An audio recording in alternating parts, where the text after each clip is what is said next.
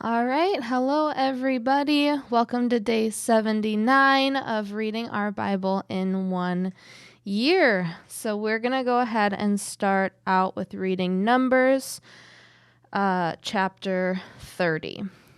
Laws concerning vows. Then Moses summoned the leaders of the tribes of Israel and told them, "This is what the Lord has commanded. A man who makes a vow to the Lord or makes a pledge under oath must never break it. He must do exactly what he said he would do. If a young woman makes a vow to the Lord or a pledge under oath while she is still living at her father's home, and her father hears of the vow or pledge and does not object to it, then all of her vows and pledges will stand. But if her father refuses to let her fulfill the vow or pledge on the day he hears of it, then all her vows and pledges will become invalid. The Lord will forgive her because her father would not let her fulfill them. Now suppose a young woman makes a vow or binds herself with an impulsive pledge and later marries. If her husband learns of her vow or pledge and does not object on the day he hears of it, her vows and pledges will stand. But if her husband refuses to accept her vow or impulsive pledge on the day he hears of it, he nullifies her commitments, and the Lord will forgive her. If, however, a woman is a widow or is divorced, she must fulfill all her vows and pledges. But suppose a woman is married and living in her husband's home when she makes a vow or binds herself with a pledge. If her husband hears of it and does not object to it, her vow or pledge will stand. But if her husband refuses to accept it on the day he hears of it, her vow or pledge will be nullified and the Lord will forgive her. So her husband might either confirm or nullify any vows or pledges she makes to deny herself. But if then he is agreeing to all her vows and pledges. If he waits more than a day and then tries to nullify a vow or pledge, he will be punished for her guilt. These are the regulations the Lord gave Moses concerning relationships between a man and his wife and between a father and a young daughter who still lives at home. Conquest of the Midianites, chapter 31. Then the Lord said to Moses, "On behalf of the people of Israel, take revenge on the Midianites for leading them into idolatry. After that, you will die and join your ancestors." So Moses said to the people, "Choose some men and arm them to fight the Lord's war of revenge against Midian. For each tribe of Israel, send 1,000 men into battle." So they chose 1,000 men from each tribe of Israel, a total of 12,000 men armed for battle.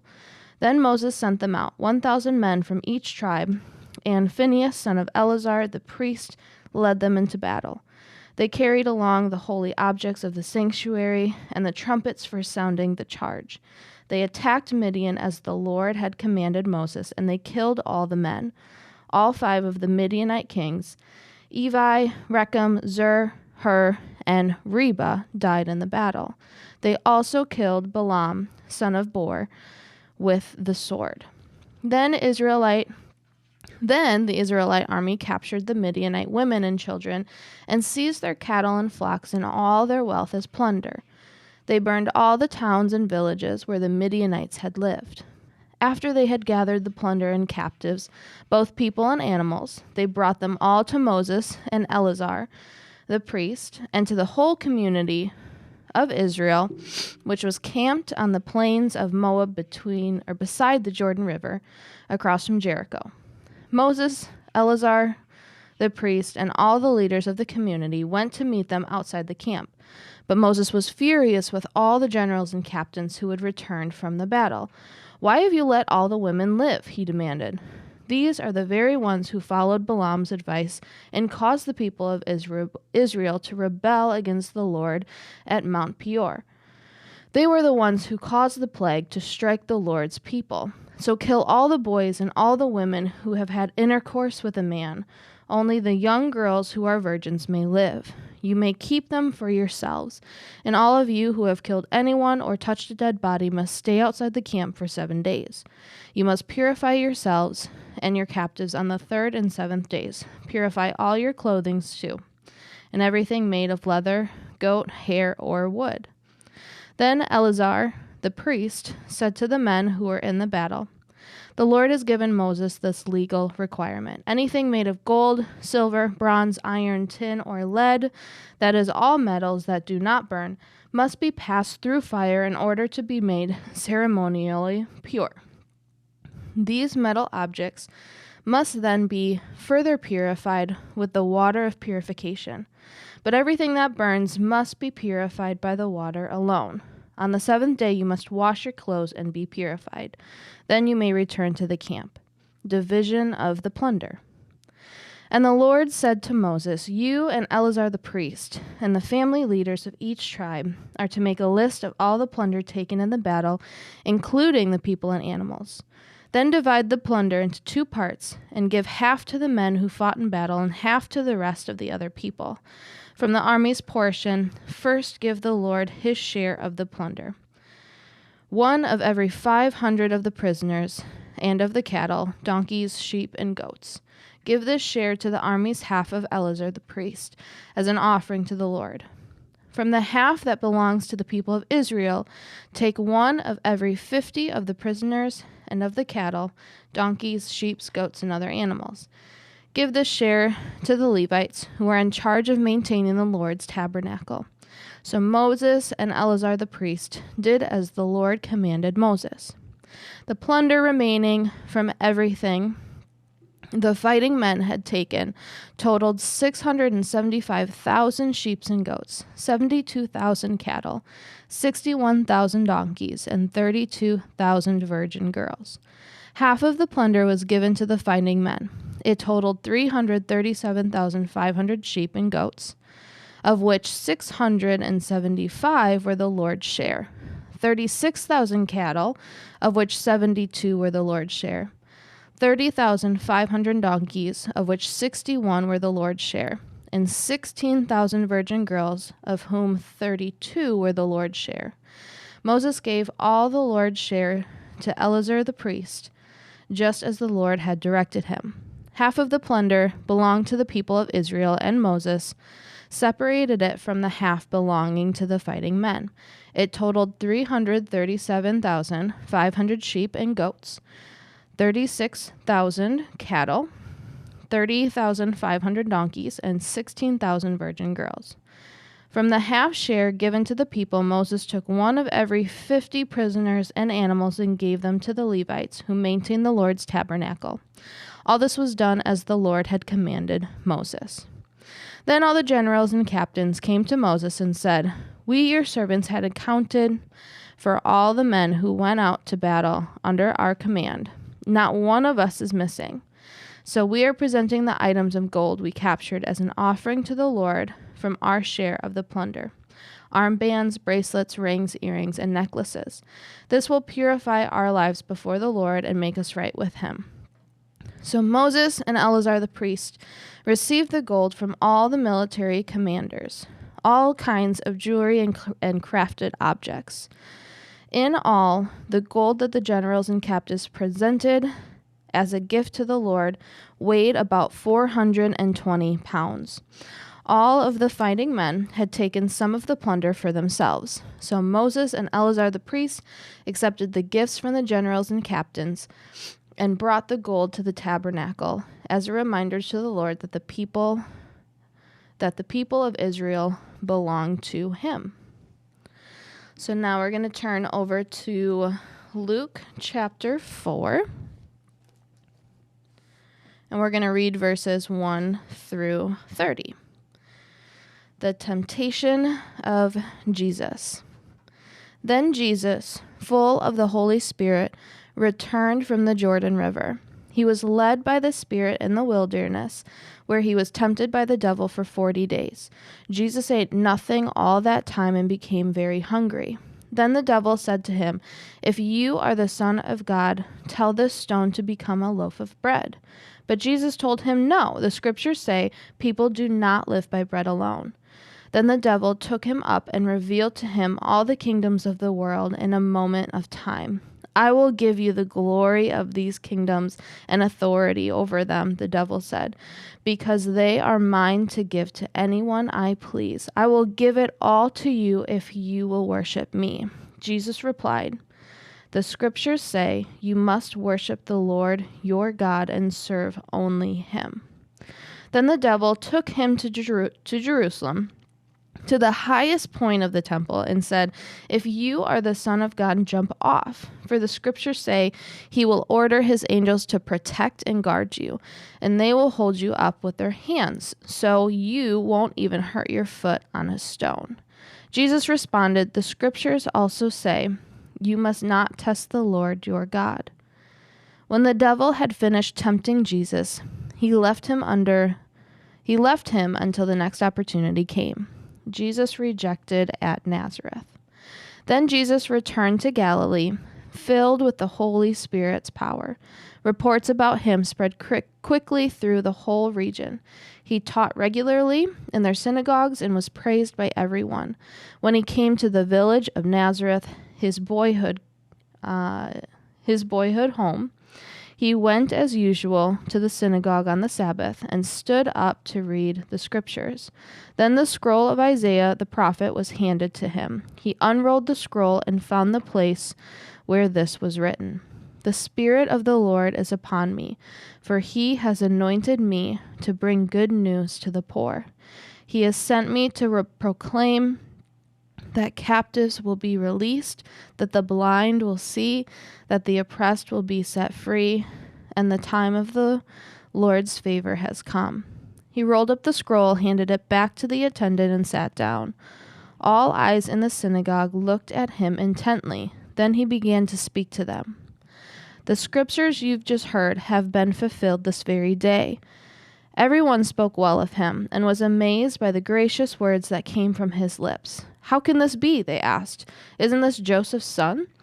Then he said, "You will undoubtedly quote me this proverb: 'Physician, heal yourself,' meaning, do miracles here in your hometown like those you did in Capernaum.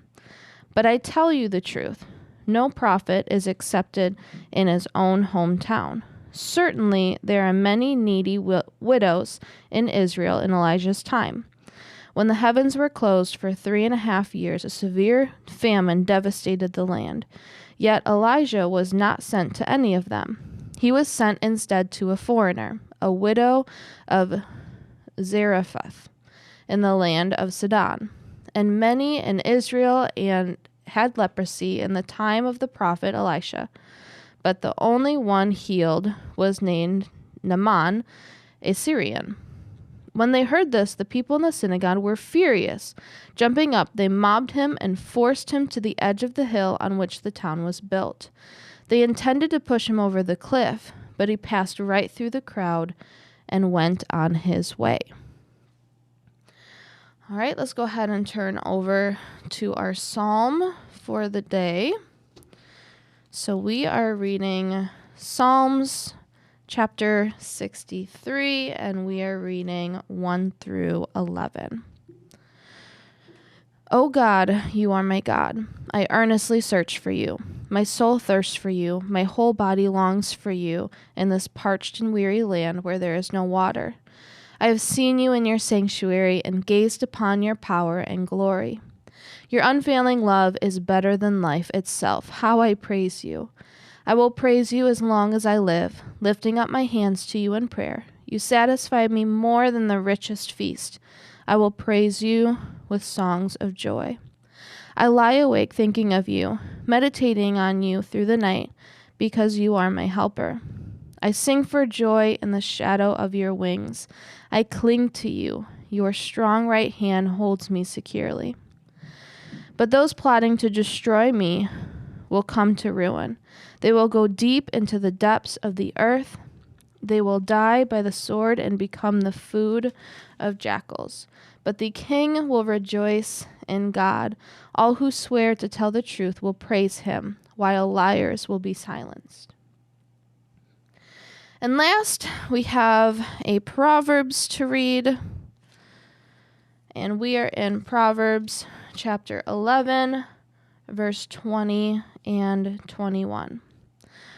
The Lord detests people with crooked hearts, but he delights in those with integrity. Evil people will surely be punished, but the children of the godly will go free. Okay, and then the last thing we're going to read is our March 20th passage of the day. And this is coming from Genesis chapter 18, verse 17. And it's about our friendship with God. So it says that true friendship with God means being so intimately in touch with God that you never even need to ask him to show you his will. You are God's will. And all of your seemingly common sense decisions are actually his will for you, unless you sense a check in your spirit. Again, true friendship with God means being so intimately in touch with God that you never even need to ask him to show you his will. That's good. That's good stuff. Well, I just think that, today is just amazing in itself. First of all, it's Saturday, which is one of my favorite days of the week. But March 20th is the first day of spring. We made it. We made it through winter. It is the first day of spring, and I can't help but think that this is just going to be the start of a new growth in all of us. It's going to be a start of a new growth in our spiritual walk with God and our relationship and intimacy with him. And my prayer today is that, we just think about this first day of spring and think about everything that it means. The weather's getting warmer, especially in Wisconsin. People get a little more happier. We get a little more joy, a little more sunshine. And I just pray that God is going to just shower you with that joy and with that sunshine. And that he just grows something new in us this week. So thank you guys for joining us for our day 79. We'll go ahead and cross this off. And let's go ahead and pray. Jesus, thank you so much for your newness, God, that you are always the same and that you are always good. And God, I thank you that we can always grow in our relationship with you, that we can always look forward and get more intimate and more deep with you every single day, that your love is never going to run out. So on this first day of spring, God, I pray that you are growing some new roots in our walk with you. God, that you are just going to pour on us amazing amounts of sunshine and joy and happiness, that we are going to turn a corner for the good, and that we are going to find rest and peace in you this weekend as we move forward. God, thank you for your goodness, and thank you that you are always with us. We pray these things in your name. Amen. All right, have a wonderful rest of your day, and we'll see you next time.